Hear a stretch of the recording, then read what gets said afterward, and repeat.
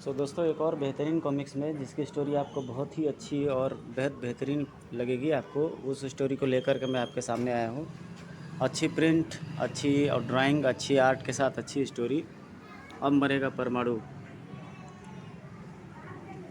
आइए देखते हैं कि इसकी स्टोरी क्या रही है। बेहतरीन कॉमिक्स थी अपने समय की और बहुत खूबसूरत इसका आप देख सकते हो कि इसका टाइटल और इसका फ्रंट पेज भी काफ़ी खूबसूरत है। राइटर इसके हैं हनीफ अजहर जी, संपादक मनीष गुप्ता जी का है, चित्रांकन मनु जी का है। अब मरेगा परमाणु। भारत के अत्याधुनिक सुरक्षित जेल काला पानी। काला पानी को सुरक्षित जेल बनाने का श्रेय जाता है उन मुस्तैद और सतर्क सुरक्षा कर्मियों को जिनकी इजाज़त के बिना कोई परिंदा भी जेल के आसपास पर नहीं मार सकता। वो भी बुर्जी पर खड़े उस सुरक्षाकर्मी की नज़रों से ना बच सका। वह जानवर लकड़बग्घे जैसा कोई जानवर एक लंबी छलांग लगाकर जेल की दीवार के पास आया है। तो क्या हुआ, जानवर तो यहाँ अक्सर घूमते ही रहते हैं। क्या सचमुच जानवर था जेल की दीवार के पास पहुँचने वाला? हायना हायना है ये है। तो अपने पैने नाखूनों की सहायता से वह जेल की दीवार के उभरे पत्थरों पर मजबूत पकड़ बनाए सरपट चढ़ी जा रही थी। पलक झपकते ही वह मौत बनकर बुर्जी पर मौजूद सुरक्षा कर्मियों तक पहुंची। ओह या, उन्हें पलक झपकाने तक का भी मौका नहीं मिला।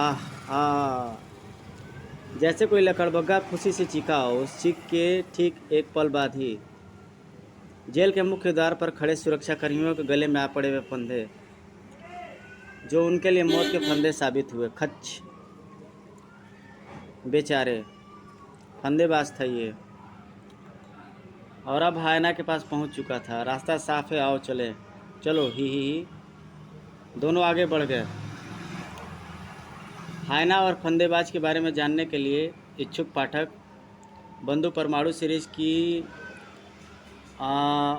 शिकार एवं फंदेबाज चित्रकथाएं अवश्य पढ़ें और अपने रास्ते में आई अड़चनों को हटाते हुए जा पहुँचे विशेष सेल के आगे जिसमें बंद था अंगार, लेकिन बुझा हुआ। इसे दहकना चाहिए। फंदेबाज ने वह लाइटर जलाकर एक तरफ पड़े कंबलों पर उछाल फेंका।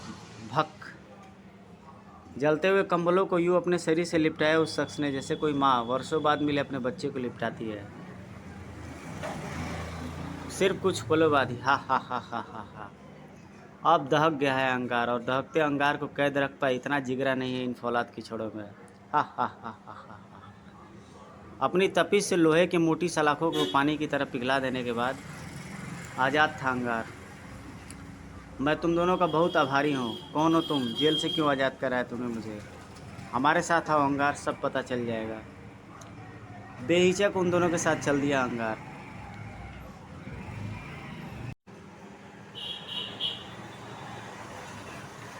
मैं तुम दोनों का बहुत आभारी हूँ। कौन हो तुम? जेल से क्यों आज़ाद कराया तुमने मुझे? हमारे साथ आओ अंगार, सब पता चल जाएगा। बेहिचक उन दोनों के साथ चल दिया अंगार। काला पानी। एयर जेल यानी खुला कारागार, जिसका निर्माण सरकार ने उन सजा याफ्ता मुजरिमों के लिए किया है जो अपराधी प्रवृत्ति के तो नहीं है, लेकिन वक्त और हालात ने जिन्हें अपराध करने पर मजबूर कर दिया। ऐसा ही एक मुजरिम है प्रोफेसर मार्टिन, जिसे हालात ने टाइकून बना डाला है।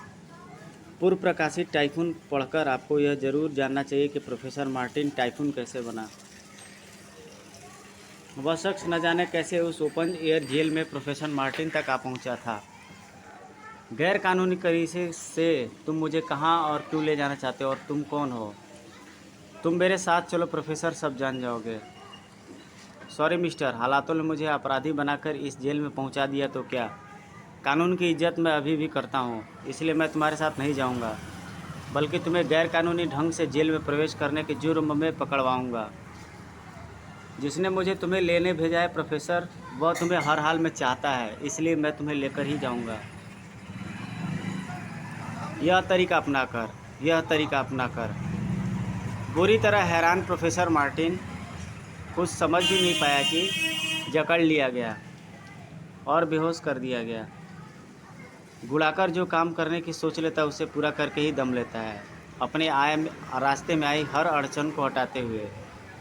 क्यों दोस्तों, गुड़ाकर के बारे में जानना चाहते हो ना? तो जाइए और ले ये परमाणु सीरीज की गुड़ाकर। इंस्पेक्टर विनय। ओह उफ।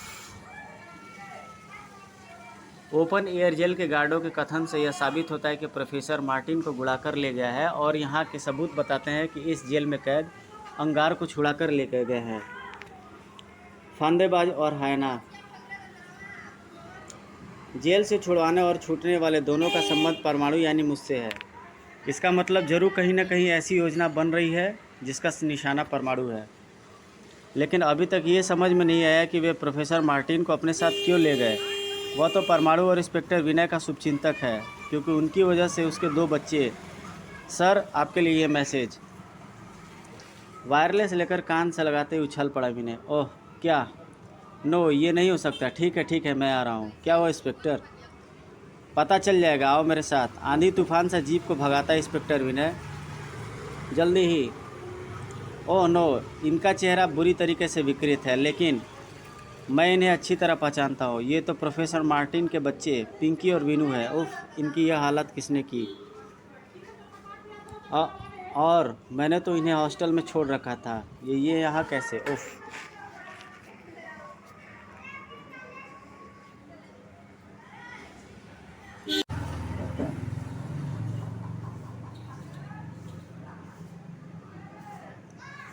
और मैंने तो इन्हें हॉस्टल में छोड़ रखा था। ये यहाँ कैसे? उफ। अपने घूमते हुए सिर को पकड़कर बैठ जाना पड़ा इंस्पेक्टर विनय को।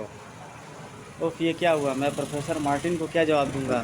संभालो अपने आप को विनय। मेरा दिल कहता है कि तुम्हारे खिलाफ कोई गहरा षड्यंत्र रचा जा रहा है। जेलों से प्रोफेसर मार्टिन और अंगार का अपहरण और उन मासूमों का हत्या उसी षड्यंत्र का एक हिस्सा है। मेरी तो कुछ समझ में नहीं आ रहा ममता। इन मासूमों की हत्या ने मेरे दिमाग के चूल्हे हिला कर रख दिए हैं। मेरी समझ में बहुत कुछ आ रहा है। जो षड्यंत्र तुम्हारे खिलाफ रचा जा रहा है, मैं उसका पर्दाफाश करके ही रहूँगी। ममता का सोचना कितना सही था। उसने कहा अंधेरे कोने में चलती इस फिल्म को देखकर अंदाज़ा लगाया जा सकता था। ठक। इन बच्चों की लाशें हैं ये। मैं इन्हें क्लोजअप पर शॉट में एक्सपोज करता हूँ। तुरंत ही खुद ही पता चल जाएगा। ठक ठक। वैसे इनका नाम है पिंकी और बीनू। जैसे ही उन बच्चों की लाशों के चेहरे का क्लोजअप स्क्रीन पर आया, वैसे ही नहीं, वह चीख हॉल की दीवारों को कपाती चली गई, और पानी व तूफान के मिले जुले उस रूप ने वहाँ जलजला ला दिया। ओफ, रोको इसे, वरना हम सबकी समाधि यहीं बन जाएगी।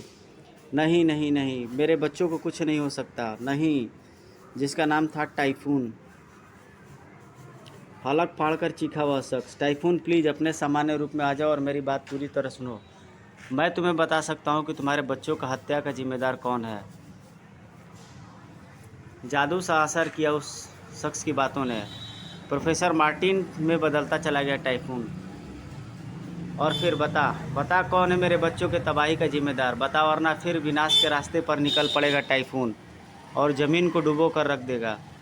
बदतमीजी मत करो प्रोफेसर। अगर मुझे कुछ हो गया तो तुम्हारे बच्चों के हत्यारों का राज मेरे साथ ही ख़त्म हो जाएगा। और अगर उसका पता जानना चाहते हो तो चुपचाप जाकर अपनी जगह पर बैठ जाओ। आज्ञाकारी बालक की तरह अपने स्थान पर जा बैठा तिलमिलाता प्रोफेसर मार्टिन, और फिर बोला हुआ, दोस्तों काफ़ी समय से तुम सब मेरे बारे में जानने के लिए बेताब हो रहे होगे, इसलिए सबसे पहले मैं तुम्हें अपना नाम बता देता हूँ। मेरा नाम है ब्रेन। बड़ी मेहनत और प्रयासों के बाद तुम सबको इकट्ठा करने का मकसद है बिजनेस। किसी साधारण प्लेसमेंट सर्विस की तरह मैं भी क्राइम प्लेसमेंट सर्विस चलाता हूँ। हिंदुस्तान के सभी माफिया बॉस व राजनीतिज्ञ अपनी ज़रूरतों के अनुसार मुझसे क्रिमिनल मंगाते हैं। वह पूरे देश के क्रिमिनल अपनी खूबियों के अनुसार मुझसे काम मांगते हैं। मैं उन क्रिमिनल्स को क्लाइंट से मिलवा देता हूँ। इसके अलावा मैं अपराध करने के ठेके भी लेता हूँ और उसे कर सकने लायक व्यक्तियों को ढूंढकर अपना काम बखूबी अंजाम देता हूँ। और चूँकि इस समय मेरे पास एक बहुत बड़ी ऑफ़र है, इसलिए मैंने तुम सबको इकट्ठा किया। मैं तुम सबसे वह काम करवाना चाहता हूँ और मुझे पूरी आशा है कि तुम सब मेरा वह काम करोगे, क्योंकि उस काम को करने के एवज में मैं तुम्हें दूंगा तुम्हारे सपने को पूरा करने के लिए करोड़ों रुपए और दूंगा, और तुम सबको ऐसे शख्स को मारने का शानदार मौका जो तुम सबके साथ साथ मेरा भी दुश्मन नंबर 1 है। प्रोफेसर मार्टिन और रोमा को छोड़कर सभी के कंठ से एक ही स्वर निकला, परमाणु। ठीक, बिल्कुल ठीक। परमाणु को ही मारने का एक ऐसा मौका दूंगा मैं तुम्हें, जिसमें तुम सब चूहे मारने जैसे आसानी से उससे मात दे सकते हो। अब बोलो, तुम्हें मेरा ऑफ़र मंजूर है या नहीं? परमाणु की शक्ति का परीक्षण करने का मुझे भला इससे अच्छा मौका कहाँ मिलेगा। मुझे विश्व का सबसे बड़ा साइंटिस्ट बनना है, और उसके लिए जो पैसा चाहिए मैं ब्रेन मास्टर के साथ काम करके ही प्राप्त कर सकता हूँ। हाँ, ब्रेन मास्टर का हर काम गैर कानूनी होगा और ऐसे हर आदमी का साथ देने के लिए हर समय तैयार रहेगा फंदेबाज। हाँ, मैंने तो कसम खाई थी कि दहकने के बाद सबसे पहले परमाणु से ही टकराऊंगा, ब्रेन मास्टर के साथ ही सही। सभी की स्वीकृति मिल जाने के बाद पलटा हुआ प्रोफेसर मार्टिन की तरफ। हाँ, तो तुम्हें भी कहनी पड़ेगी प्रोफेसर, क्योंकि मैंने फैसला कर लिया है। उस काम के बाद ही मैं तुम्हें तुम्हारे बच्चों के हत्यारों का नाम बताऊंगा। बोलो हाँ या ना। हाँ, ना करने का तो सवाल ही नहीं पैदा होता, क्योंकि अपना कहर बरपा कर ही मैं उस हत्यारे को ढूंढ पाऊंगा, और मैं यह गलती दोबारा करना नहीं चाहता, क्योंकि मैंने उन बच्चों की कसम खाई है जो अब इस दुनिया में नहीं है। Thank you professor. अब तुम इन सबके साथ जाओ और सब मिलकर एक ऐसा कारनामा कर दिखाओ जिससे यह साबित हो सके कि तुम मेरा मुख्य काम करने के लायक हो। ठीक है। फिर सभी बाहर निकलते चले गए। आधुनिक हथियारों से लैस गार्डों की जीप के बीच घिरी चलती रिजर्व बैंक की यह वैन उन छोटे बड़े नोटों से लबालब भरी है जिन्हें देखकर किसी का भी लार घुटनों तक लटक सकता है। लेकिन लार टपकाने से क्या होता है? हर कोई जानता है कि इसे रोकने का प्रयास करना मौत को दावत देना है।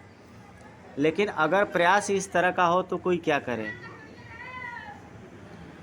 आए, तीनों गाड़ी के टायर मोम की तरह पिघल गए।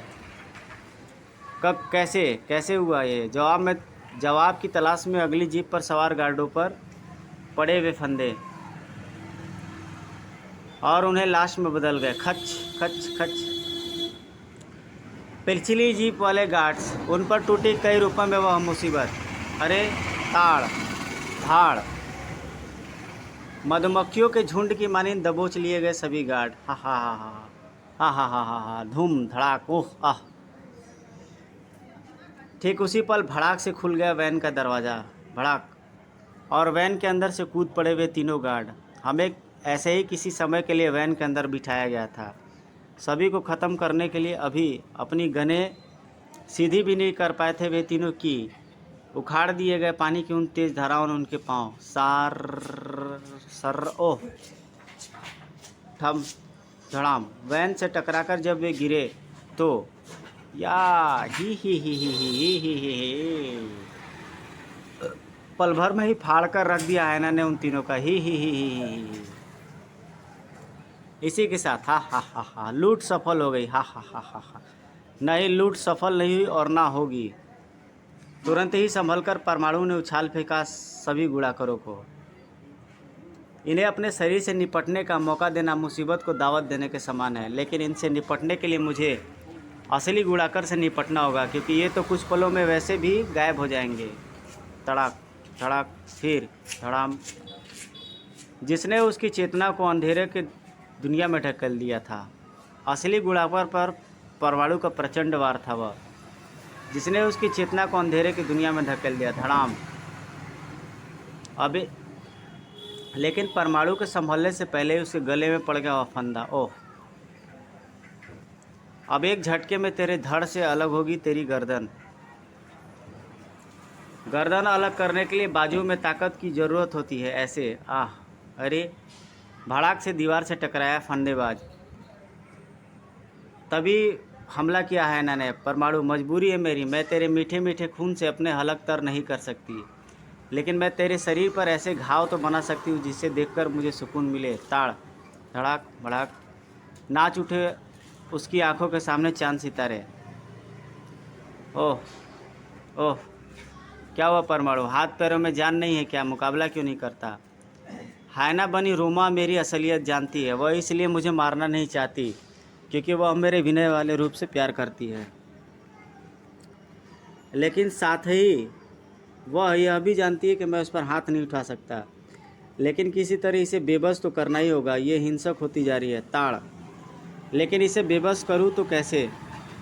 फांदेबाज का वह अजीब सा फंदा उठाकर फेंक दिया परमाणु ने। परिणाम लहराकर धड़ाम से सड़क पर गिरी हायना। धड़ाम ई आई। दूसरे ही पल परमाणु ने हैरान खड़े अंगार पर वार कर दिया। अब आपकी बारी है, लेकिन पहला वार मैं ही करूँ तो ही अच्छा रहेगा। भड़ाक। फिर संभला अंगार। तेरा यह वार तेरी आखिरी बार साबित होगा परमाणु। ओह, दहकता रिम चिपक कर रह गया परमाणु से। हा हा हा हा हा। परमाणु, यह दहकता हुआ रिंग तेरी जिंदगी को यमराज के पास ले जाएगा। ओफ, ये रिम जिस तरह से गर्दन से चिपक गया, वैसे तो इससे अलग करना मुश्किल लग रहा है।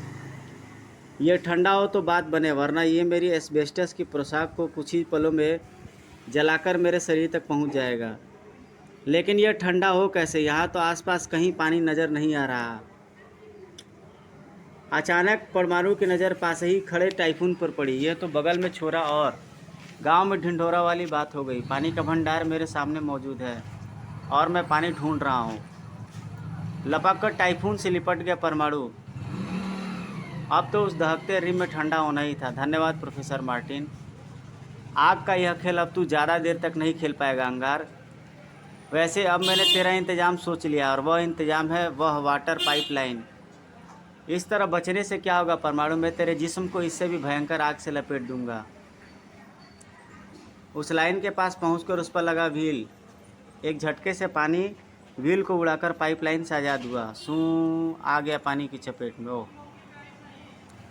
अब उस चपेट से अंगार ने जो चाहा तो परमाणु ने फिर उसे ऊपर पहुंचा दिया। इस स्थिति के लिए अंगार कहाँ से तैयार था। इसलिए तो ये इस सीन में अंगार पे ऊपर पानी जो मशीन होता है वो पानी का वो ढक्कन खोल देता है परमाणु, जिसकी वजह से अंगार पानी की चपेट में आ जाता है और एक शक्तिशाली पंच से उसे काबू में कर लेता है परमाणु। यहाँ कहाँ आ रहे हैं, वहीं जाइए। सारी घटनाओं को टाइफून मुख बना देख रहा था। परमाणु अंगार को भी धराशायी करने जा रहा है और टाइफून खड़ा खड़ा हमारी यह हालत देख रहा है। इसका मतलब वह हमारी तरह परमाणु का दुश्मन नहीं है, उसे परमाणु का दुश्मन बनाना होगा, क्योंकि अब वही हमें बचा सकता है। दूसरे चढ़ गुड़ाकर चीखा, टाइफून परमाणु को रोको। अगर ब्रेन मास्टर को तुम्हारे इस रवैये का पता चल गया तो वह तुम्हारे बच्चों के हत्यारों का पता कभी नहीं बताएगा। गुड़ाकर के शब्दों ने जादू सा असर किया। हिचकिचाते हुए टाइफून ने अपनी पानी की बौछार शुरू कर दी। हाँ परमाणु, प्रोफेसर मार्टिन तो तुम भी? हाँ परमाणु, मैं भी इन्हीं के साथ हूँ, क्योंकि इन्हीं के साथ रहकर ही मैं उस दरिंदे तक पहुँच सकता हूँ जिसने मेरे जिगर के टुकड़ों का कत्ल किया है। ओह, टाइफून के आगे उखड़ने लगे परमाणु के पाँव। इधर संभल गए परमाणु के सभी दुश्मन। उफ, कुछ देर और पानी में रहता तो ठंडा हो जाता मेरा शरीर। परमाणु पर हुआ चारों का एक साथ हमला। अब आत्मा अब गई तेरे इस फंदे से। तेरे खून का कतरा कतरा बहा कर रख दूंगी मैं परमाणु। माफ़ करना परमाणु, मैं तुम्हें चाहकर भी इनसे नहीं बचा सकता। गुड़ाकर के हाथों मरेगा अब तू। 4 खूंखार दरिंदे और कहाँ अकेला परमाणु।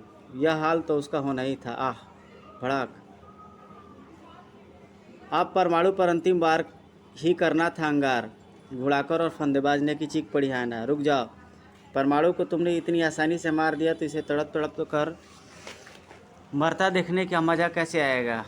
भला मैं इसे अपनी आंखों से मरता कैसे देख सकती हूँ। मैं चाहती हूँ कि इसे बचने का एक चांस ज़रूर मिले।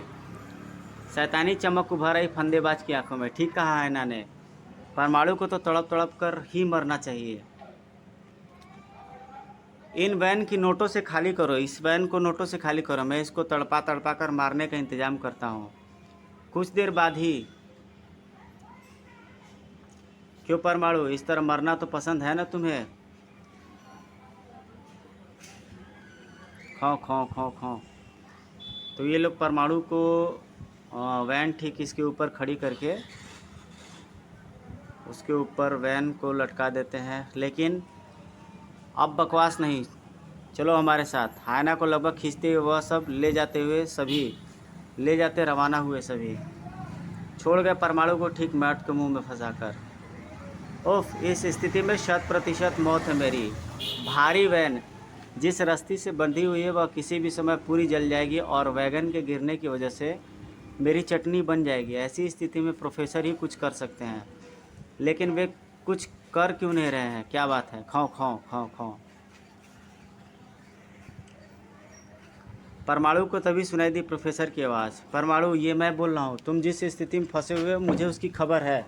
मैं तुम्हें ट्रांसमिट करने की कोशिश कर रहा हूँ। थैंक यू प्रोफेसर, जल्दी कीजिए। कुछ पलों बाद ही परमाणु को प्रोफेसर की घबराई हुई आवाज़ सुनाई दी। सब गड़बड़ हो गई परमाणु, ट्रांसमिशन स्विच एन मौके पर जाम हो गया है। अब मैं तुम्हें अपनी तरफ से ट्रांसमिट नहीं कर सकता, लेकिन तुम घबराना मत, मैं अभी प्रलयंका को तुम्हारी सहायता के लिए भेज रहा हूँ। ओफ, जल्दी कीजिए प्रोफेसर, मौत मुझसे कुछ ही पलों की दूरी पर है।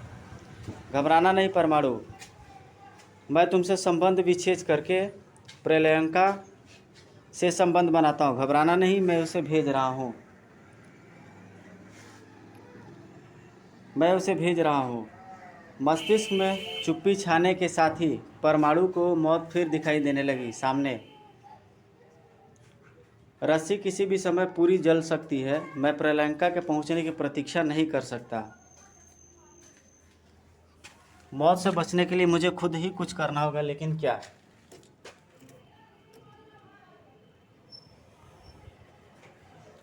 दूसरे ही पल परमाणु बंदर की तरह खिखिया उठा। खौं खौं खौं खौं। इस तरीके से जो चमत्कार होने की मुझे आशा है उसकी चांस तो 1% है, लेकिन क्या पता 1% बाकी 99% पर हावी हो। परमाणु ने बंदरों की तरह खो खो खो करनी शुरू कर दी। परमाणु और तेज़ी से चीखने लगा, खौं खौं खौं खौं। इसी के साथ बंदरों का भी क्रोध बढ़ने लगा। अब तो उन्होंने गुस्से में चीखते परमाणु पर आम फेंककर मारने भी शुरू कर दिए। खौं खौं खौं खौं खौं खौं खौं खौं। उधर जलती हुई रस्सी किसी भी पल टूट सकती थी। इधर परमाणु पर अब बंदरों द्वारा फेंके गए आमों की वर्षा सी हो रही थी। आखिर टूट ही गई वह रस्सी। खौं खौं खौं खौं खौं खौं खौं खौं। लेकिन वैगन परमाणु तक पहुंच पाती उससे पहले ही बंदरों द्वारा फेंका गया एक आम परमाणु की बेल्ट के एक स्विच से टकराया। खट, और भारी वैगन चल पड़ी परमाणु को चटनी की तरह पीसने के लिए। तभी वो जो बेल्ट से टकराया था परमाणु की आम, उसने परमाणु को ट्रांसमिट कर दिया था। ट्रांसमिट हो रहा था परमाणु क्षण के उस हिस्से से पहले जो उस क्षण का 1000वां हिस्सा था। उफ, राम की तरह वानर सेना ने आज मुझे भी एक बहुत बड़ी मुसीबत से बचा लिया। धड़ाम। ठीक तभी आ पहुंची प्रलयंका। परमाणु, मुझे आने में कुछ पलों की देरी हो गई। तुम ठीक तो हो ना परमाणु? कैसे बचे तुम? आज तो भगवान ने ही मुझे बचाया है, मुझे प्रलयंका। खौं खौं खौं खौं खौं खौं। अगर कुछ क्षण पहले जो घटना मेरे साथ घटी है उससे साबित कर दिया कि भगवान है और हमारे आसपास ही कहीं है। फिर प्रलयंका को सारी बात बताकर बोला परमाणु, तुमने आने में देर क्यों कर दी? कहाँ थी तुम? शहर से बाहर अपेक्स बोर्डिंग स्कूल में टाइफून के बच्चों को गायब होने की इन्वेस्टिगेशन करने गई थी मैं वहाँ। ओह, कुछ पता चला? हाँ, स्कूल के प्रिंसिपल कहते हैं कि बच्चों को गायब होने से पहले एक व्यक्ति यह कहकर उनसे मिलने आया था कि उससे तुमने यानी इंस्पेक्टर विनय ने बच्चों का हालचाल जानने के लिए भेजा है। सभी को शक है कि बच्चों का अपहरण और उसकी हत्या के पीछे उसका ही हाथ है। हो सकता है, लेकिन वह था कौन? कुछ पता चला? कुछ खास नहीं। प्रिंसिपल ने सिर्फ इतना ही बताया कि वह आदमी जब तक उन लोगों के सामने रहा उसने अपनी मूँछों के बालों के उमेड़ने के अंदाज में खींचता रहा। यह उसकी आदत रही होगी, लेकिन इससे शायद ही उसका कुछ पता चले। इंस्पेक्टर विनय और ममता पाठक बनकर पुलिस हेडक्वार्टर के कंप्यूटर के सामने थे। नहीं, ये नहीं, सर्च आगे बढ़ाओ। अपनी मूंछों के बाल खींचने वाला आदमी, ऐसे किसी आदमी के बारे में मैंने शायद कभी सुना है, शायद पुलिस रिकॉर्ड में। आओ मेरे साथ। तुरंत ही वहां से रवाना हुए परमाणु और प्रियंका। जल्दी ही। नाम आसन शाही, उम्र 30 साल, अपराध हत्या, डकैती, अपहरण करना। पहचान चिन्ह, चेहरे के दाईं तरफ चाकू का लंबा निशान। आदत, अपनी मूंछों के बाल को उखाड़ने के अंदाज में खींचते रहना। आसन शाही, आसम राही। फिर प्रियंका और परमाणु बनकर उड़ चले, इधर यहाँ। अगर वह पाताल में भी घुस गया तो भी वहां से खोद निकालूंगा मैं उसे। इस लूट की शानदार सफलता को बधाई देते हुए मैं तुम सबको यह हैरत अंगेज सूचना भी दे रहा हूँ कि तुम्हारा दुश्मन परमाणु, जिसे तुम मौत के शिकंजे में फंसा कर आए थे, वह बच निकला है। खबर चौंका देने वाली थी। होकर क्या हुआ? मैं तो जानती थी परमाणु अपने आप उस मुसीबत से बचा ही लेगा।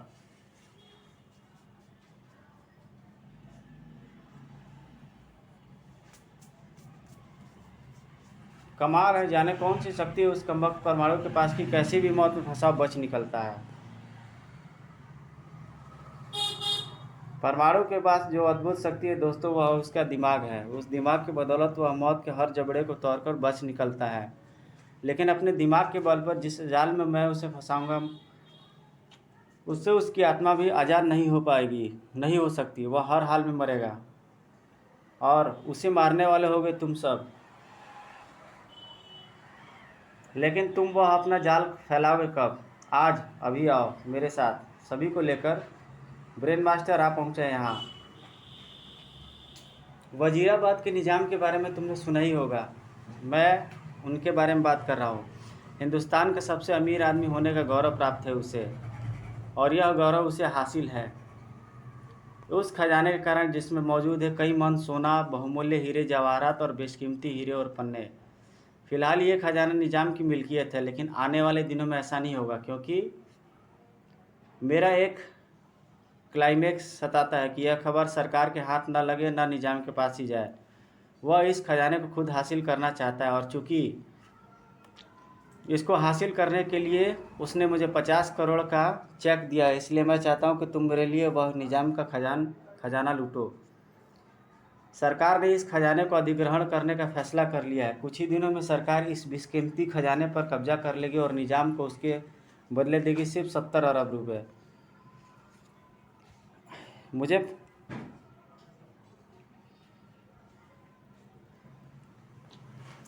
लेकिन मेरा क्लाइंट है जो जानता है ना तो यह खबर सरकार के हाथ, जो यह चाहता है कि यह खबर सरकार के हाथ होना लगे, न निज़ाम के ही पास यह खजाना रह पाया। वह इस खजाने को खुद ही हासिल करना चाहता है, और चूँकि इसको हासिल करने के लिए उसने मुझे 50 करोड़ का चेक दिया है, इसलिए मैं चाहता हूँ कि तुम मेरे लिए वह खजाना लूटो। इस काम के लिए मैं तुम्हें 5-5 करोड़ रुपये दूंगा, और दूंगा परमाणु। ठीक है, जहाँ मौजूद है निज़ाम का खजाना। हम सब तुम्हारे लिए काम करने को तैयार है, लेकिन क्या खजाने तक पहुँचना आसान होगा? नहीं, अगर ऐसा होता तो वह अब तक खजाना हजारों बार लूट चुका होता है। इतनी अधिक सुरक्षा व्यवस्था के बीच रखा हुआ है वह खजाना कि उस तक पहुंचने की सोचने से पहले एक बारगी तो मौत का कलेजा भी थर्रा उठे। जिस महल में रखा अभेद किले जैसा, उसके चप्पे चप्पे हथियारों से लैस सुरक्षा गार्ड तैनात हैं। अगर उन गार्डों से निपट भी लिया तो भी महल के अंदर घुसना मुश्किल है, क्योंकि महल के अंदर घुसने का एक ही रास्ता है, और उस रास्ते पर मौजूद है 2.5 फुट मोटी लोहे की चादर का दरवाज़ा, जिसे खोलने का तरीका सिर्फ निज़ाम को ही मालूम है। किसी तरह दरवाज़ा खोलकर कोई अंदर पहुंच भी गया तो आंगन में यांत्रिक चमगादड़ों के रूप में मौत विचरती रहती है, क्योंकि वहाँ खजाने तक पहुंचने के लिए बड़े हाल को पार करना, जिसकी दरों दीवारें ईंट पत्थर की नहीं बल्कि ना पिघलने वाली ठोस बर्फ़ से बनी हुई है। इस हाल के फर्श पर अलग अलग रंग के त्रिभुज बने हुए हैं। उस मौत को किसी भी तरीके से मात दी जाए तो भी वहाँ से आगे नहीं बढ़ा जा सकता। क्यों?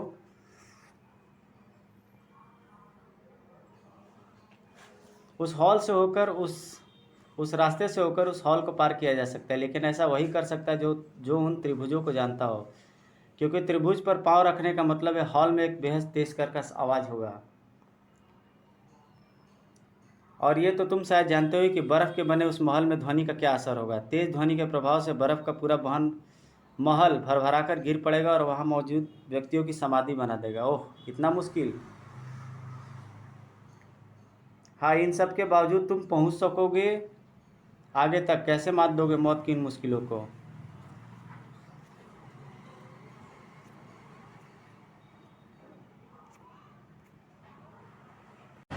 वजीराबाद के निज़ाम के बारे में तुमने सुना ही होगा। मैं उनके बारे में बात कर रहा हूँ। हिंदुस्तान का सबसे अमीर होने का गौरव प्राप्त है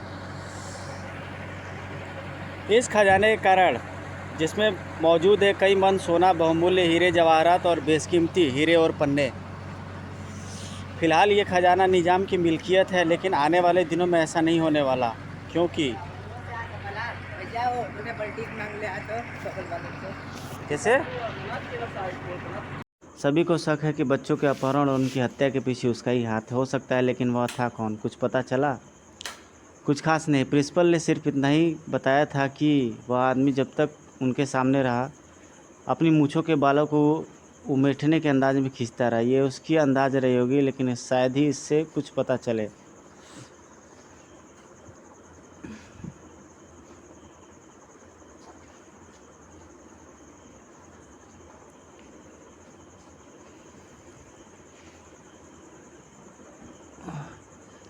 हम तुम्हारे काम को करने के लिए तैयार है, लेकिन क्या खजाने तक पहुंचना आसान होगा? नहीं। अगर ऐसा होता तो वह अब तक खजाना हज़ारों बार लूट चुका होता। इतनी अधिक सुरक्षा व्यवस्था के बीच रखा हुआ है वह खजाना कि उस तक पहुंचने की सोचने से पहले एक बारगी तो मौत का कलेजा भी थर्रा उठे। जिस महल में अभेद्य किले जैसा, उसके चप्पे चप्पे पर हथियारों से लैस सुरक्षा गार्ड तैनात हैं। अगर उन गार्डों से निपट भी लिया तो भी महल के अंदर घुसना मुश्किल है, क्योंकि महल के अंदर घुसने का एक ही रास्ता है और उस रास्ते पर मौजूद है 2.5 फुट मोहे की लोहे की चादर का दरवाज़ा।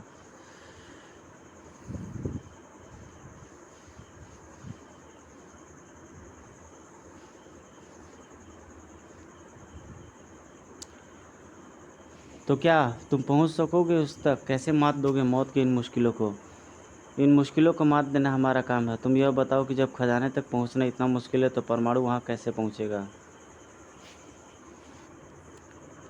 ये सोचना मेरा काम है। मैंने तुम्हें बता दिया है कि परमाणु वहीं मिलेगा तो वहीं मिलेगा, और मेरे बच्चों के हत्यारों का नाम वह भी तुम्हें वहीं पता चलेगा। मैं तुम्हारे गले में एक लॉकेट डाल दूंगा जो असल माइक्रोफोन होगा। उस पर बोलकर मैं तुम्हें उस हत्यारे का पता बताऊंगा। अगर तुमने वहाँ हत्यारे का नाम नहीं बताया तो इस शहर के तबाह होने वाले से पहले सबसे पहली लाश तेरी गिरेगी ब्रेन मास्टर। यहाँ परमाणु और प्रलयंका, इसलिए तुम सिर्फ खजाना हासिल करने की सोचो। धड़ाक भड़ाक, आह, धाड़ ताड़।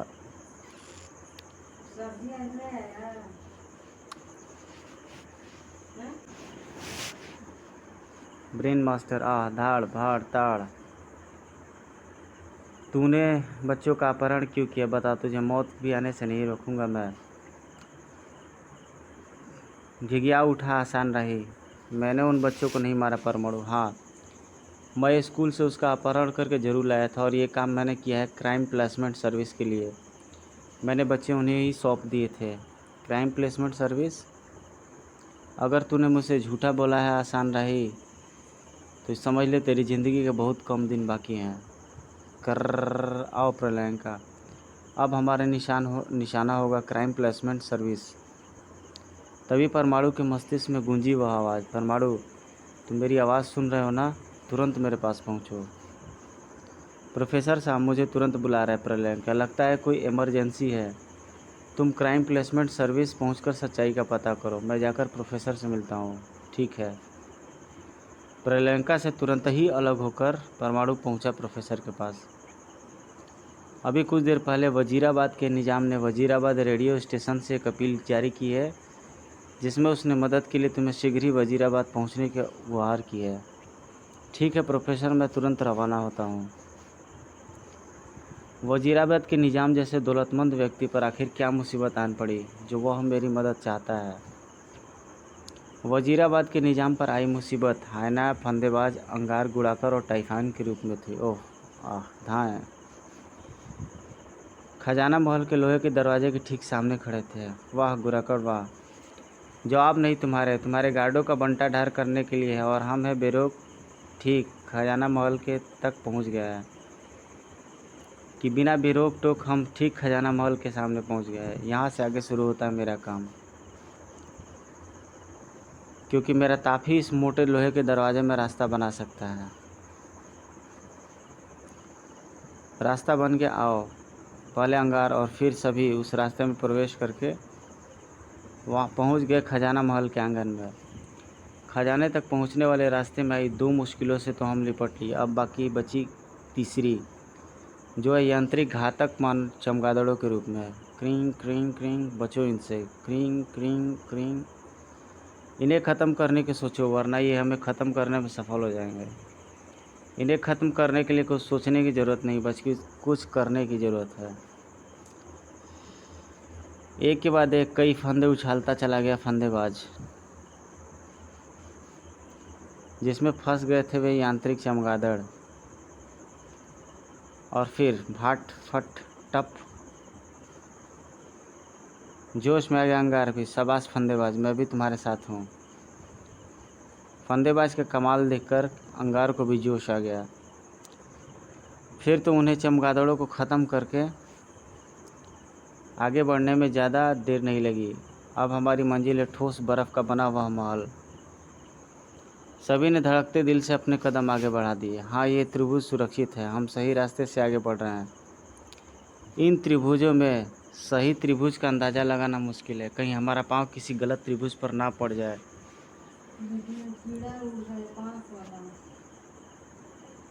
इस बर्फ़ के महल को पार करने के लिए हमें एक एक कदम बेहद सावधानी और सोच समझ कर उठाना होगा। फंदेबाज का कमाल देखकर फिर तो उन्हें चमगादड़ों को ख़त्म करके आगे बढ़ने में ज़्यादा देर नहीं लगी।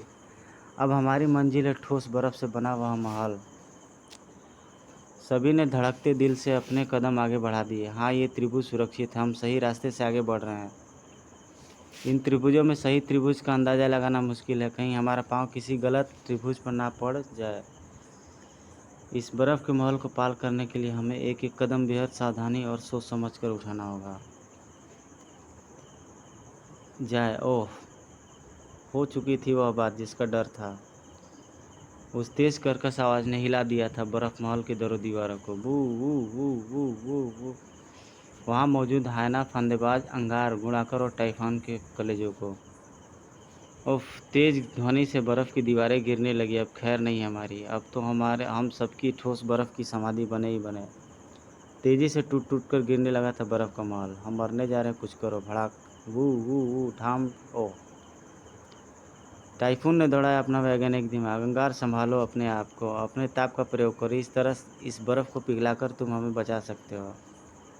नहीं, मैं ऐसा नहीं करूँगा, क्योंकि ऐसा करने से अब बर्फ़ पानी में बदलकर मुझे बुझा देगी। अब मैं दोबारा बुझना नहीं चाहता।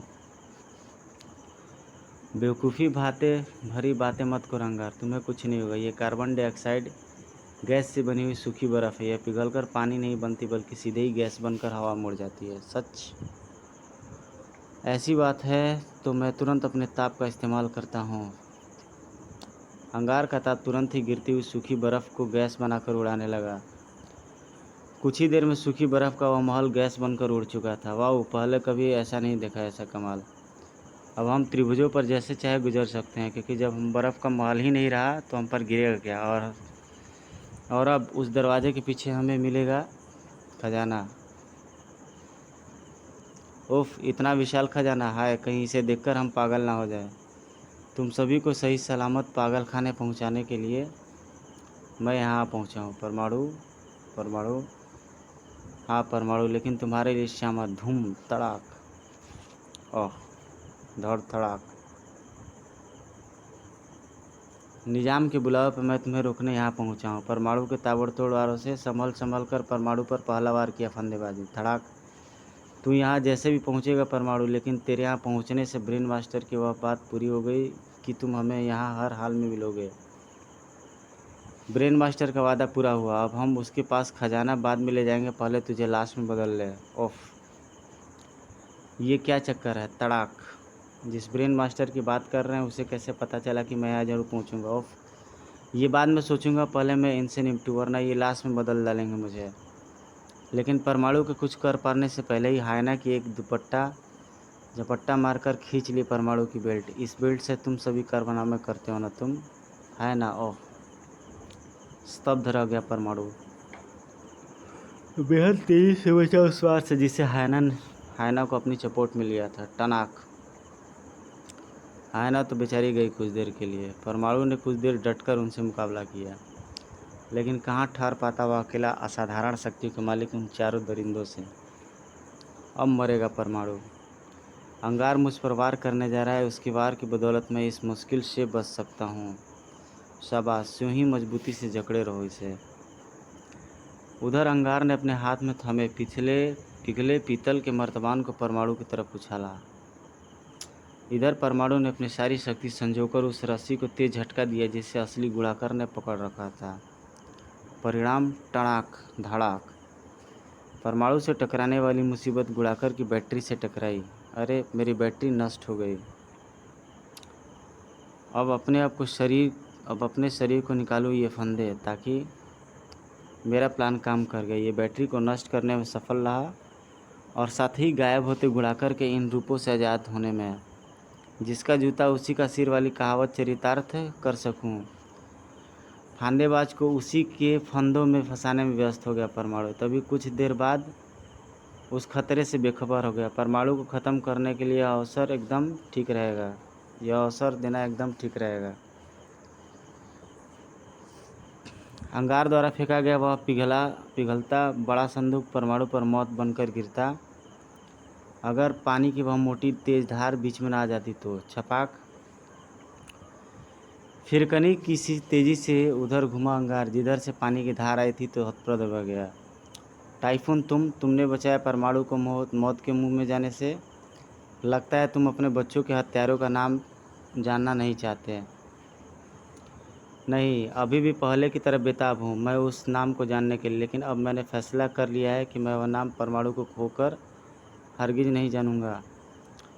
मेरे बच्चों का हत्यारा मिले या ना मिले मुझे, लेकिन मैं परमाणु का हत्यारा नहीं बनूंगा। तभी गूंज उठी टाइफून के गले में पड़े लॉकेट से वह आवाज़। ऐसा तुम्हें करना ही होगा टाइफून, तुम्हें अपने हाथ से ही परमाणु को मौत देनी होगी। जानते हो क्यों? क्योंकि तुम्हारे बच्चों का हत्यारा और कोई नहीं, परमाणु ही है। जहाँ परमाणु हक्का बक्का रह गया वह सब सुनकर। वही टाइफून हलक फाड़ कर चीखा, नहीं, ऐसा नहीं हो सकता। ऐसा ही है टाइफून, ऐसा ही है। परमाणु ने ही तुम्हारे मासूम बच्चों की हत्या की, तुमसे उस स्थिति का बदला लेने के लिए जिसमें तुमने उसे मौत के मुंह में फंसा दिया था। पढ़े परमाणु सीरीज की कॉमिक्स टाइफून। इतना सुनने के बाद टाइफून के सब्र का बांध टूट गया, भयंकर होता चला गया वो। तेरी दुश्मनी मुझसे थी परमाणु, मेरी हत्या करके तूने बुझा ली होती अपनी प्यास। उन मासूमों ने तेरा क्या बिगाड़ा था? क्यों उन्हें मौत का इनाम दिया तूने? नहीं टाइफून, तुम मुझे गलत समझ रहे हो। ओह, गुलुप। हाँ, अब तक गलत ही समझ रहा था मैं, क्योंकि मैं तुम्हें समझता था देश और मानवता का रखवाला, लेकिन तुम निकले वहशी हत्यारे। बचने का विचार छोड़ दे, आज भगवान भी तुझे टाइफून के हाथों से बचा नहीं सकते हत्यारे परमाणु। कड़ाक। उफ, इतना जुनूनू हो गया है टाइफून कि मुझे सफाई देने का मौका नहीं दे रहा है, और ना ही मौका दे रहा है मुझे अपना बचाव करने का। ओह, कड़ाक। तुम उफ, बिना सबूत के मैं तुम्हें कैसे समझाऊँ टाइफून कि मैं हत्यारा नहीं हूँ? तुम मुझे क्या सबूत दोगे हत्यारा? अपने बच्चों की लाशों के रूप में सबूत खुद मैंने अपनी आंखों से देखा है। तभी गूंज उठी वह आवाज़, रुक जाओ टाइफून, तुम्हारी आंखों ने धोखा ही खाया है। ब्रेन मास्टर ने जो दिखाया वह धोखा ही था। सच्चाई देखनी है तो पलट कर देखो, और मेरी आंखें धोखा नहीं खा सकती। तेज़ी से पीछे घुमा हुआ जो टाइफून, जो कुछ पलों के लिए अपनी आंखों पर विश्वास ही नहीं हो सके। प्रलयंका, पिंकी, बीनू, पापा। मेरे बच्चों, प्रोफेसर मार्टिन के रूप में आया टाइफून और दौड़कर अपने बच्चों से जा लिपटा। मेरे बच्चों, तुम जिंदा हो मेरे बच्चों, विश्वास नहीं हो रहा मुझे। ये जिंदा ही है प्रोफेसर। ब्रेन मास्टर द्वारा दिखाई गई फिल्मों में जिन 2 बच्चों की लाशें दिखाई गई थी और जिनकी मिली लाश को हम इनकी लाश समझ रहे थे, वे कोई और बच्चे थे जिनकी हत्या कर ब्रेन मास्टर ने उनके चेहरे को इतना विकृत कर दिया था कि देखने वाला कपड़ों, बालों और हाइट के कारण उन लाशों को इन्हीं बच्चों की लाश समझे और वह परमाणु को इनका हत्यारा साबित कर सके। ये दोनों तो ब्रेन मास्टर की क्राइम सर्विस की इमारत में बंद कैद थे, जहाँ से मैंने इन्हें छुड़ाया और इन्हें लेकर यहाँ पहुँची। साथ ही मैंने उस कमीने ब्रेन मास्टर को भी लाना था, लेकिन वह भाग निकला। परमाणु को एक बार फिर माफ़ी मांगने के लिए मजबूर हो जाना पड़ा टाइफून और प्रोफेसर मार्टिन को। सॉरी परमाणु, अपने बच्चों की लाश देखकर मैं जुनूनी हो गया था। इसमें सॉरी की कोई बात नहीं प्रोफेसर, तुम्हारी जगह मैं भी होता तो यही करता। फिर अब इन चारों को गिरफ्तार करके जेल में। अरे हायना और गुड़ाकर कहाँ गया? ओह, हमें बातों में लगा देखकर वे मौका पाकर भागने में सफल हो गया। अब हमें अंगार और फंदेबाज को ही काला पानी पहुंचाकर सब्र करना होगा। जेल तो मुझे भी जाना है परमाणु, जहां मुझे अपनी बाकी की सज़ा काटनी है। अंगार और गुड़ाकर को उनके किए की सज़ा मिल गई और सरकार को मिल गया निजाम का अमूल्य खजाना, जिसे तुमने लूटने से बचा लिया। खजाने से याद आया प्रलंका, अभी एक और अपराधी और बाकी रह गया और वह शख्स है जिसने प्लेसमेंट सर्विस के करता धरता ब्रेन मास्टर को खजाना लूटने का ठेका दिया था। कौन है वो? मेरे साथ चलो, जल्द ही पता चल जाएगा, लेकिन इस रूप में नहीं, ममता पाठक के रूप में, क्योंकि उस अपराधी को पकड़ने मैं भी इंस्पेक्टर विनय के रूप में जाऊंगा। पहली बात तो यह निजाम साहब कि जिस खजाने को आप अपना कह रहे हो उसे सरकार अधिग्रहण करने वाली थी, इसलिए अब वह आपका नहीं, वह सरकार का था। कुछ देर बाद वजीराबाद निजाम के महल में। क्या बक रहे हो इंस्पेक्टर, तुम्हारा दिमाग तो ठिकाने है? अपने खजाने को भला हम ही क्यों लुटवाने लगे? दूसरे कि आप उसे लुटवाना इसलिए चाहते थे। सरकार आपको सिर्फ 70 अरब रुपए दे रही थी, इसलिए अपने उस खजाने की सरकार को सौंपने के बजाय लुटवाने की सोची, ताकि दुनिया की नज़र में अपना खजाना लूट जाए और आप अपने आप को दिवालिया घोषित कर सकें। इसलिए आपने 50 करोड़ में उस खजाने को लुटवाने का ठेका ब्रेन मास्टर को दिया और साथ ही उसे दिए खजाने तक पहुंचने वाले इन रास्तों को खुफिया नक्शे, जिनसे होकर खजाने तक पहुंचा जा सकता था। क्यों निजाम साहब, यही बात है ना? मुझे अपने यहाँ वहाँ ब्रेन मास्टर के कहने पर भेजा, जिससे कि उसका अंगारा इत्यादि से किया वादा भी पूरा हो जाए और आप पर किसी को शक भी ना हो। लेकिन निजाम से कुछ कहते नहीं बना, उसने अपना सिर झुका लिया। मैं आपको सरकार से धोखाधड़ी और सरकार की अमानत को हड़पने के षड्यंत्र रचने के इल्ज़ाम में गिरफ्तार करता हूँ। इंस्पेक्टर विनय ने आगे बढ़कर निजाम के हाथों में हथकड़ी डाल दी। समाप्त। तो गाइज़, यहाँ पे ये स्टोरी ख़त्म होती है। उम्मीद करते हैं कि ये कॉमिक्स आपको अच्छी लगी होगी। अब मरेगा परमाणु। मिलते हैं आपसे एक और अच्छी वीडियो में। अपने कमेंट्स ज़रूर करके बताइएगा कि आपको ये कॉमिक्स कैसी लगी और इसकी स्टोरी कैसी लगी। तो दोस्तों, अपना ख्याल रखिएगा। बहुत जल्दी आपसे मुलाकात होगी कॉमिक्स में एक नई सीरीज़, एक नई स्टोरी, एक नई सीरीज़ में। Thank you very much. धन्यवाद।